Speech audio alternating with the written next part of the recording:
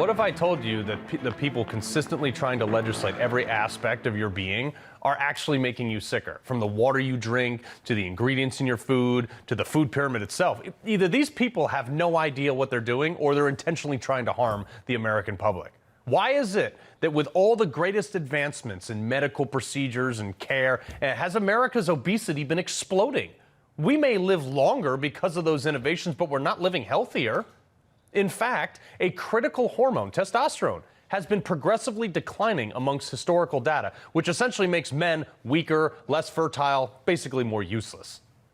Adam Lamb, healthcare consultant, and Dr. Frank Contessessa, internist at Custom Care Medical, join me now. All right, so Adam, this is what you do. You help people be the best version of themselves by adjusting anything from what they eat to what vitamins they take or whatever. What is going on with society, and how have we allowed it to get this bad?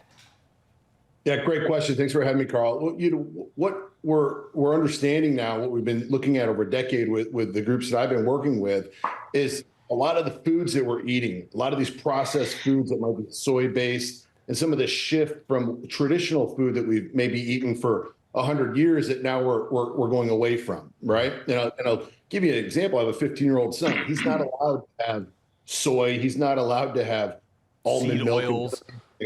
Yes, seed oils, exactly. All these things they're endocrine disruptors, especially for men, and they also can be for women. Yeah. But Dr. Frank, looking at this more from a larger clinical thing, there's been another study done showing that a 60-year-old man in 2002 had a 15% higher less testosterone than the same one in 1987. And scientists have found that each year, men, as a society, are losing greater than 1% of their testosterone every single year. And not the same man, the age group. Yeah, that's right, Carl. And, I think this is a multifactorial problem.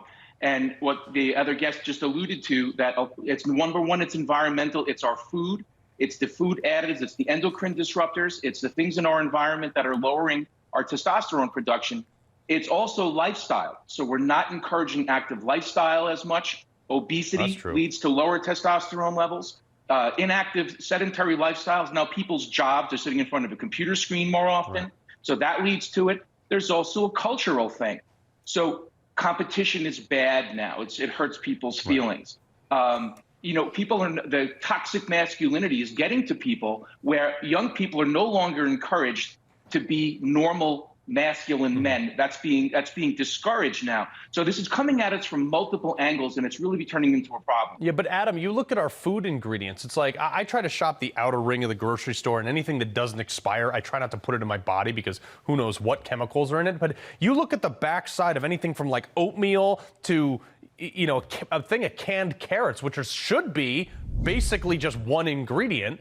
But yet you have 70 things on the back of which half is banned in other countries.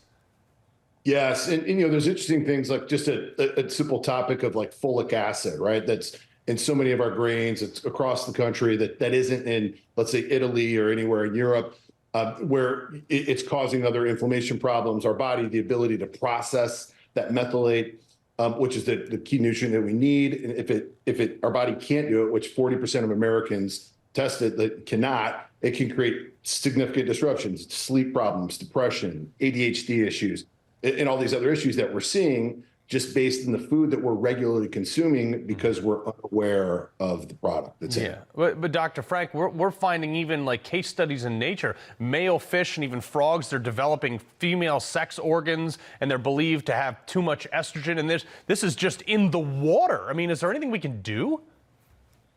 Well, it's a really difficult thing, Carl. And I think about this for myself and my own health and my family. I have teenage daughters. Girls are going into menarche. They're getting their periods younger.